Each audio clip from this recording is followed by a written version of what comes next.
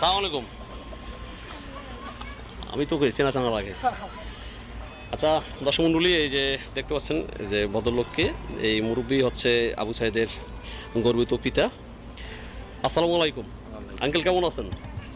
আছি আল্লাহ ঠিক আছে, ভালো আছে। এখন কি অবস্থা চলতেছে আপনাদের?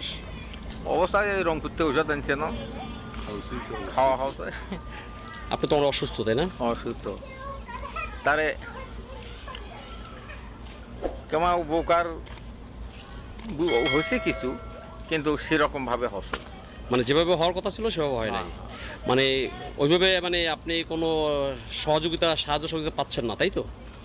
হয় এখন সহযোগিতা আর নাই।